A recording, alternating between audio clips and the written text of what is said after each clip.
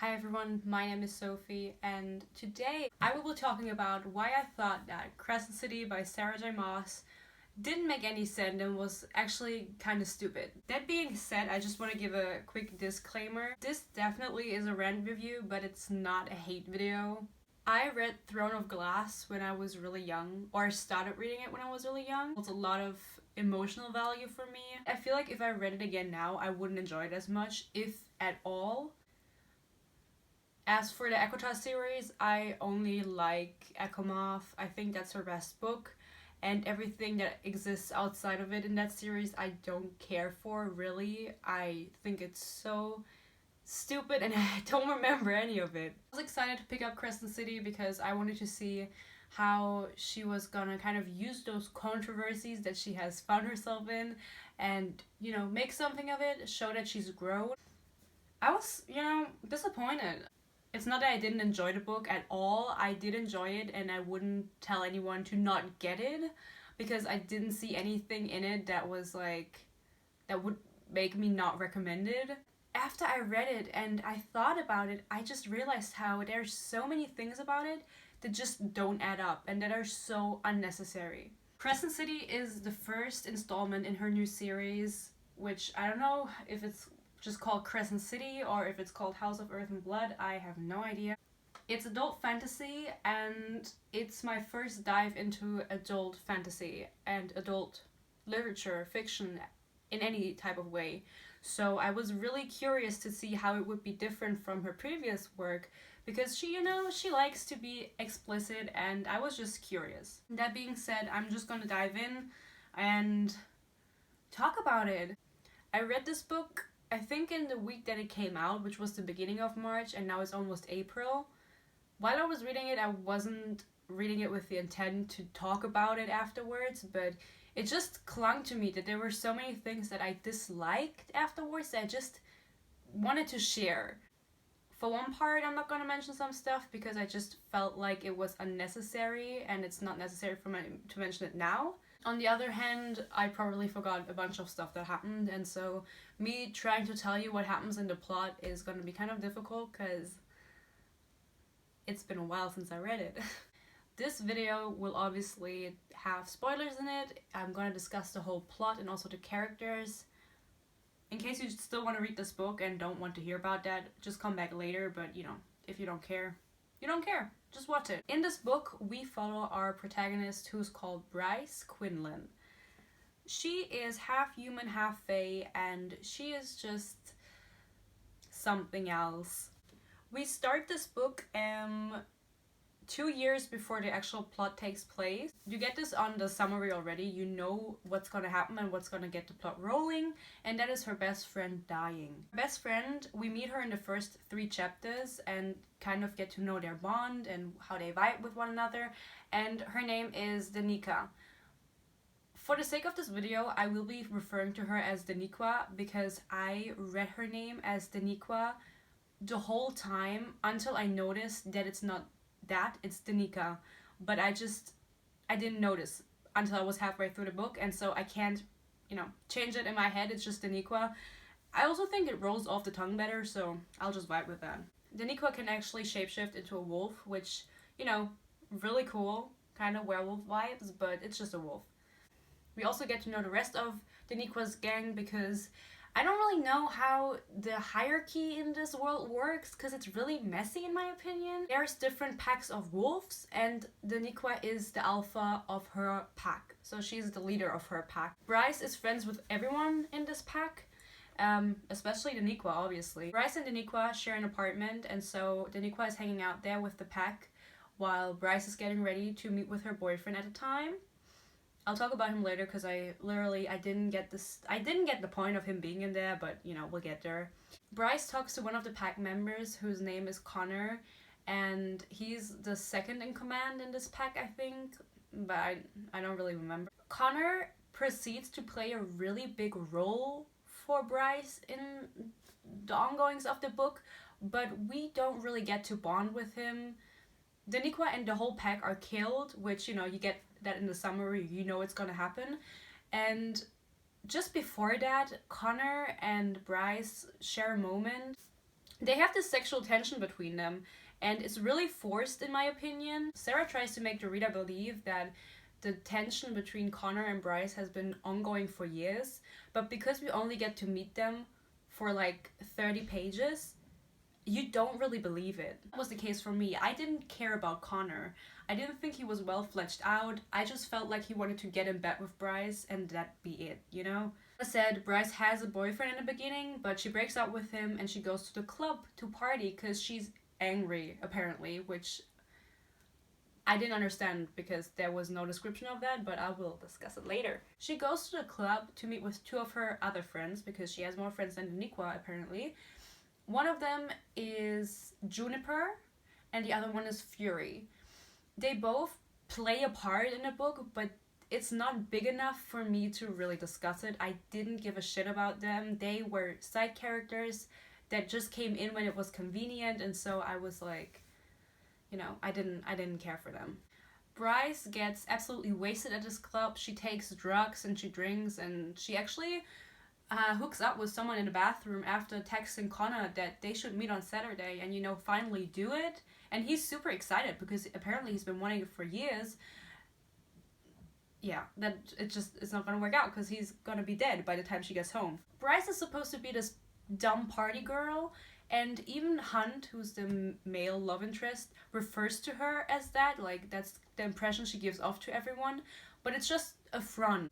It's so stupid to me because many things in this book are just tell but don't show. Sarah J. Maas tells us so many things about Bryce that she's supposed to be, but she just doesn't show us them. And I'll talk about Bryce more later, but it was really annoying because I just didn't understand why she was supposed to be this party girl when I only see her go to the club once. You know what I mean? Like, I don't get it. Bryce returns home after a night of partying and not checking her phone, and she finds Daniqua and the rest of the pack, including Connor, teared up in shreds. By the way, she was able to identify who they were just by their shreds, and I imagine it was just like shreds of flesh, you know. I don't know how she identified them. Props to her, but I don't really know how that worked out. She hears something in the stairwell and she sees that it's a demon, and demons play a big role in this book, just like in Throne of Glass. She has this adrenaline rush because she sees it, and she immediately jumps to the conclusion that demon killed all of the people in there that are supposed to be so high and mighty and powerful. She goes ahead and she follows it out of the stairwell onto the streets through the city, and I don't remember if she kills it or if it just runs away, but it attacks an angel that we don't get to know who that angel is because, you know, apparently his face is all swollen up. I had to read that up again. I didn't remember that. Bryce doesn't recognize him, and his intestines are basically like gushing out of him, and she's trying to save him. She has a wound on her leg from the demon, but I think the demon runs off and, you know, help arrives and they're healed.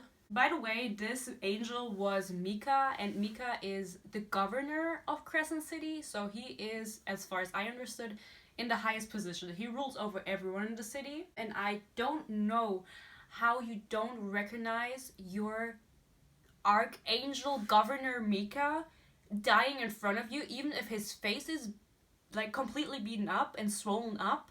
I just feel like that's someone you'd recognize because he's reiterated that he's so important and everyone knows him. Maybe that's just me. Bryce is being taken to an interrogation room, and this is where we meet the main love interest for the first time.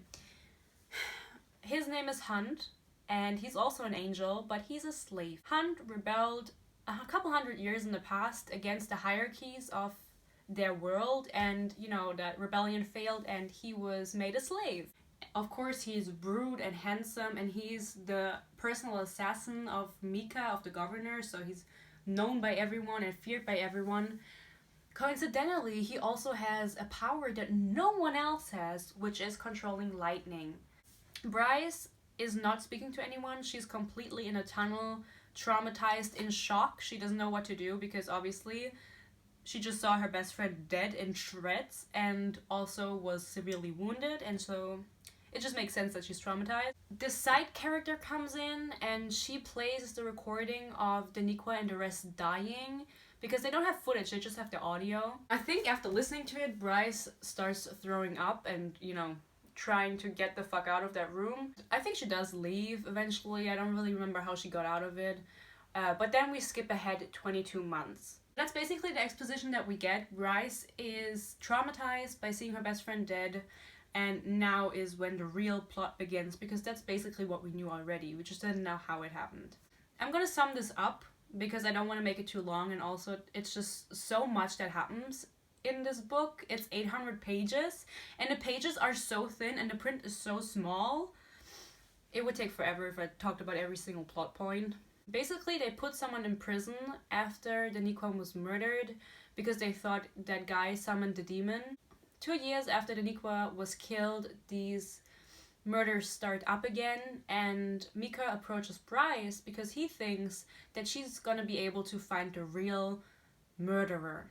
Now, already that sounds kind of weird, you know. I don't know why the governor of the city with the best assassins and the best spies would rely on someone so insignificant to find a killer. Like, it literally doesn't make any sense to me why he would come to her, and when I was reading that, I was already like, what the fuck is up with this guy? Bryce doesn't have any magical powers. She doesn't have anything to add to this investigation. Mika basically says that because she was the Daniqua's best friend, she's going to be able to find her enemies and trace her last couple of days that she, you know, where she went and everything, and then through that find the murderer.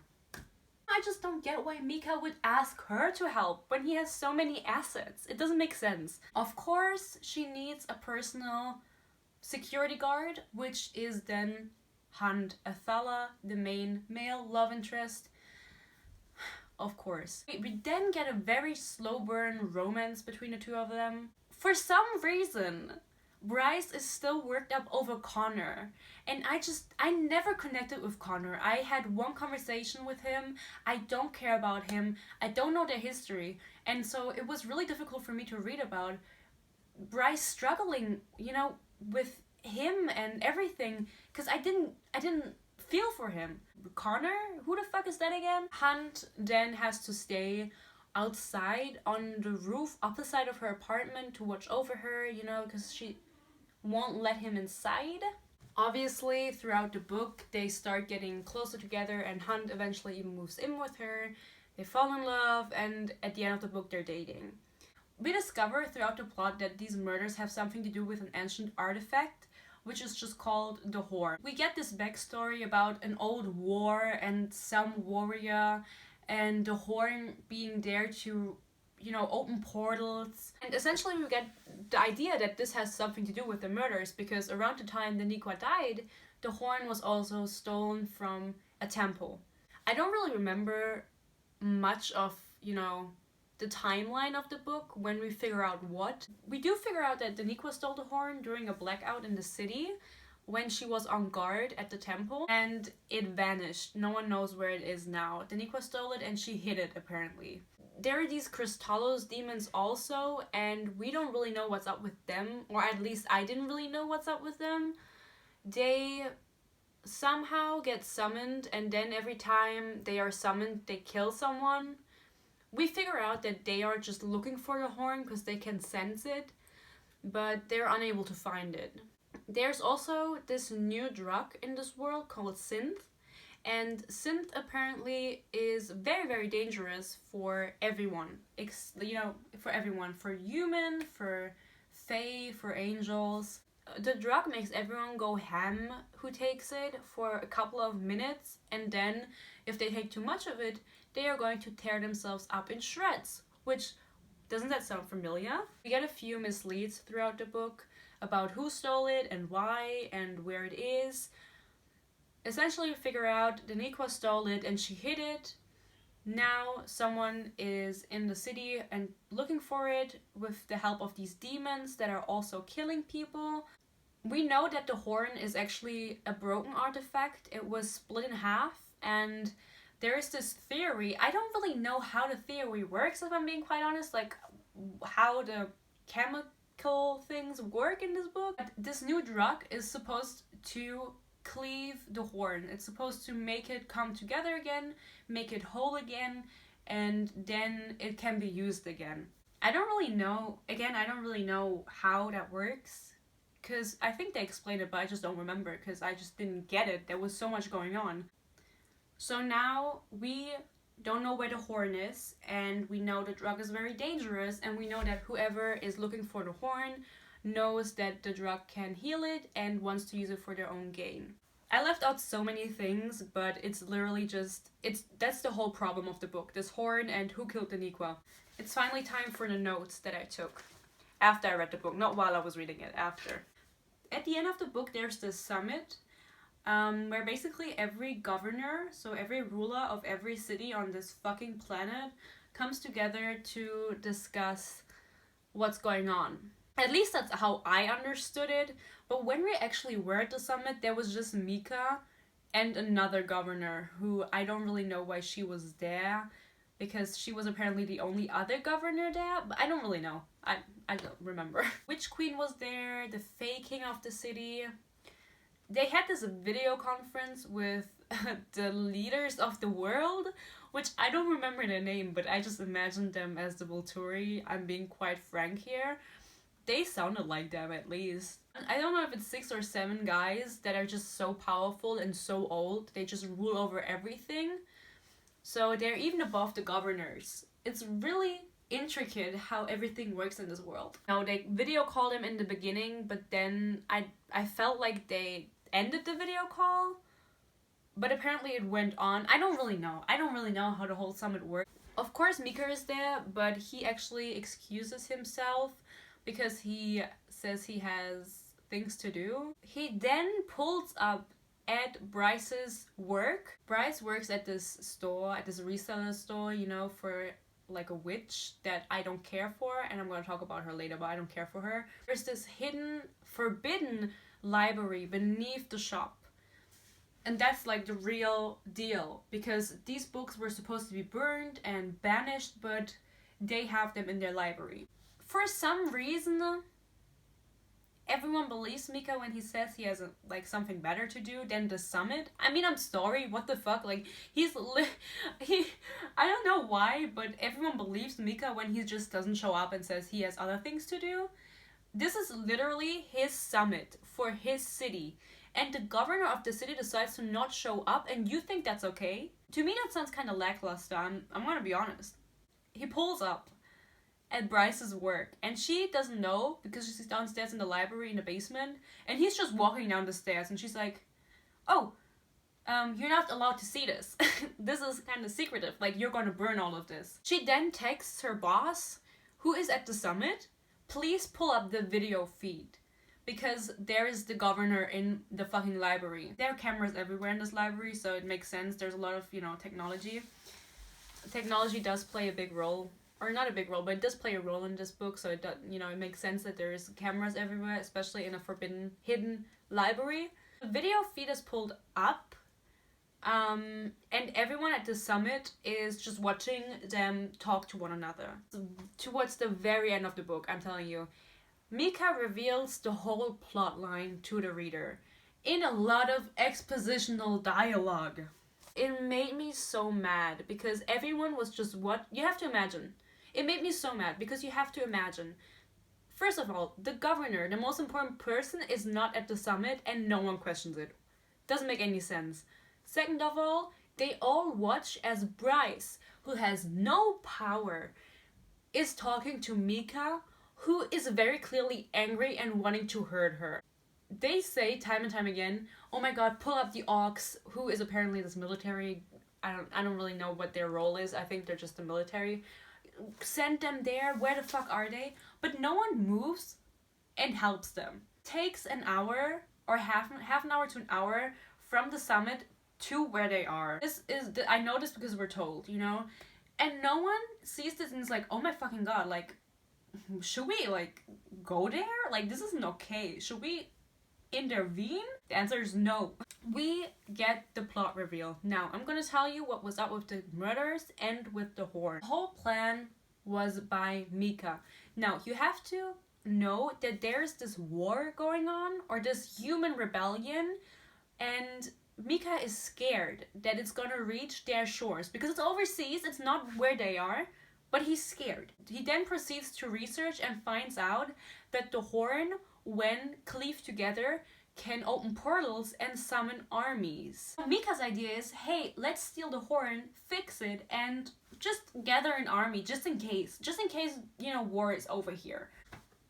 I don't know how close this war is because it doesn't matter in this book. There's no part in the book where they explicitly, you know, discuss the chances of the war reaching over, or at least I don't remember, because it doesn't matter in this book. All that matters is Daniqua, literally.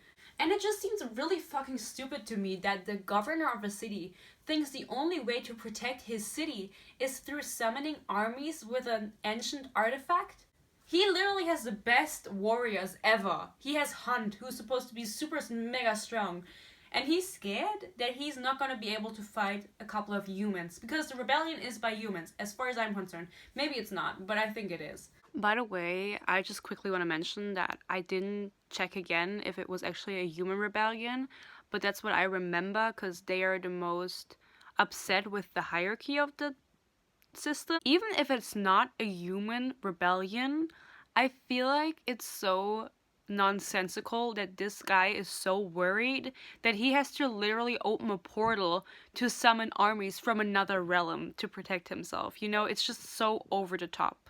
So I just wanted to put that in there. Before Daniqua was murdered, Mika bullied Daniqua into stealing the horn for him because he had some shit on her that's not important.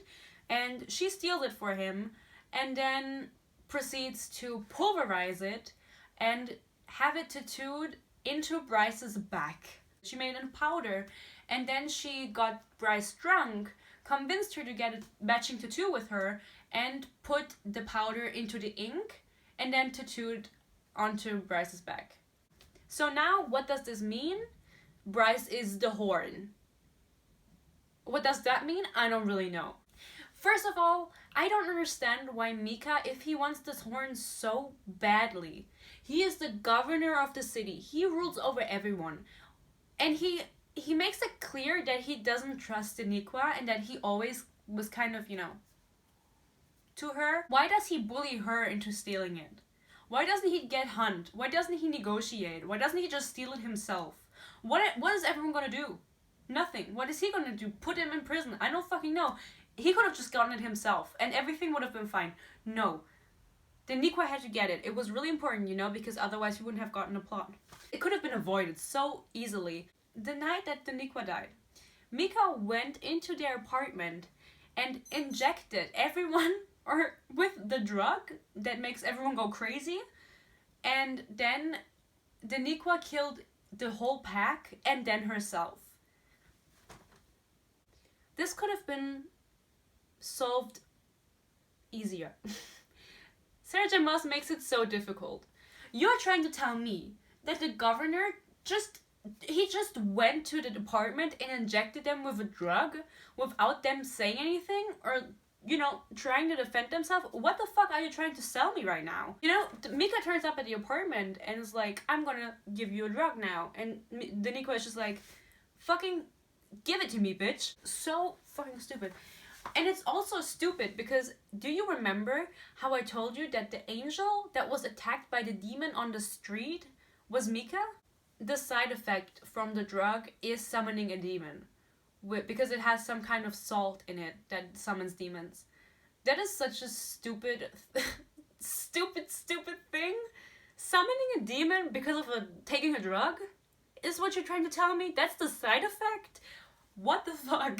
So, as far as I can gather, Mika just didn't know that it was gonna summon a demon at this point, because how did he even get attacked? Why didn't he fly away? He has wings. He just deliberately let himself be attacked. You know, I don't know if anyone was sus towards him. Like, I don't know if anyone was like, maybe Mika killed Daniqua, or maybe he's behind this whole horn thing. And so he deliberately let himself be sliced open by a demon. That was the part where I was literally like, it doesn't make sense. He almost died because his his guts were hanging out, and you're trying to tell me that it just happened? If it was on purpose, we never get to know, or I never get to know, so I'm mad about it because it doesn't make sense in my eyes. I mentioned earlier that the demons are looking specifically for the horn, and that's why they appeared so much, because Mika just summoned them to, look for the horn, and they never attacked Bryce, who is the horn, who they should attack, because she was wearing this magical necklace that protects her. So they never attacked Bryce, basically. The whole plot doesn't make sense to me, because Mika is supposed to be the one that set all of it up just for this artifact.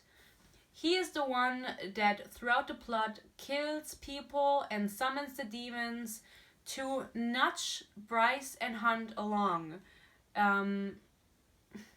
He was basically hoping that, while looking for the Nequa's murderer, they would find the horn on accident and then he could just snatch it. And still, he thought it was sensible to summon demons and kill people instead of just fucking asking. I just felt like nothing really clicked when I read the reveal. I just felt like I was reading a reveal that didn't fit the story I just read. Because everything the characters did and everything they discovered throughout their story was for nothing. They never figured out that it was Mika who was behind all of it. We just get to know from him. And so I didn't feel any satisfaction from that because I never got behind it, and neither did Bryce. No one knew that it was Mika. It would have been way more, exciting if they figured it out and then they schemed around him, and then he finally, there's this big showdown or something. I don't know. It could have been better. It could have been different. And I really didn't enjoy how me as the reader, I didn't get to figure it out. There was never a single thing throughout the plot that kind of, hinted me towards Mika, in my opinion. I never had any point where I was like, oh my god, is Mika the one who killed them? Because we don't get to see Mika almost at all. Of course, he's sus. He's the governor. There's just nothing where I'm like, oh my god, it's Mika. Like, could it be Mika? I was constantly suspecting other people, and at some point, I remember in the book, I was just lost. I was like, I don't know who fucking did it, because you don't have any idea either. And it was annoying, and it didn't make any sense in the end that it was Mika. Bryce, she takes off her amulet in this subplot at some point, and then immediately after, she's attacked by a demon. Because, now she's not protected anymore. I didn't figure out at that time that she was the horn, because I think I missed where it said that the demons were going after the horn, that they were just attacking, people that were close to the horn or whatever. I literally don't remember if Sarah J. Maas ever said that, because I didn't know it. And if I had known it, maybe I would have figured out some of the plot sooner. We just know that the demon attacks Hunt at some point, and then Mika tells us later, oh, I knew when it attacked Hunt that Hunt had to have come in contact with the horn. So when you took your necklace off and then it attacked you, I was for sure it's you. You're the horn. That didn't make any sense to me, because Bryce has more people that she touches or that touch her than Hunt. Literally anyone she bumps into would have been sensed by a demon then, because they bumped into her and she's the horn, you know what I mean? So that kind of reasoning, it didn't make any sense to me that, because Hunt touched it and he was attacked. What the fuck? Like, her best friends also touched her and they weren't attacked. Or you touched her probably and you weren't attacked. The demons also appeared so conveniently all the time, Just when Bryce is alone without a necklace, that's when she gets attacked. I'm just wondering, is Mika like sitting on top of a fucking roof and watching her and waiting for the perfect moment? He doesn't know where the fucking horn is either. It just, like, why would he go through all of this and summon demons and kill people just in the hopes that maybe Bryce is gonna figure out where the horn is while looking for the Nequa's murderer, who is Mika? I feel like I explained the plot really horribly, but honestly, I didn't get it either. I thought it was stupid. I thought it didn't make any fucking sense. In the end, Bryce actually, fights against Mika, and she shoots him in the head, and then she slices him in half, burns him, and vacuums up his ashes. That was just supposed to be so badass of her, but I read that and I was like, girl, it's like, you know, take it down a notch. She did just find out that he's the one who killed her best friend, but I just felt like she was being excessive. After killing him and Hunt, who, by the way, Hunt was at the summit with the other governor, because Mika actually traded him, and so he was now not Mika's slave anymore, but the one of the other governor. But I'll talk about her later. But basically, that's why Hunt wasn't there to help. He was at the summit conveniently, and he also killed that governor. So there's two governors dead in one night, and the Volturi proceed to call Bryce and Hunt the next day, and they basically tell them, hey, you killed two governors. That wasn't very nice of you. Don't tell anyone and you'll be fine. There is no consequence for their actions at all, and that just feels so unrealistic to me. They killed the heads of the city. I don't know how they covered it up. They did it. I think they mentioned how they covered it up, what they were gonna say, but they literally have to find replacements. They cause such a scene. You know what I mean? And all they get is, don't tell anyone. You want me to be scared of the Volturi when they just let Bryce and Hunt do whatever the fuck they want? I just wish there would have been like some drama, you're going to prison, you're going to be whipped, it's just some consequence, but there was none. As for now, that's everything I have for the plot in specific. I just didn't like it.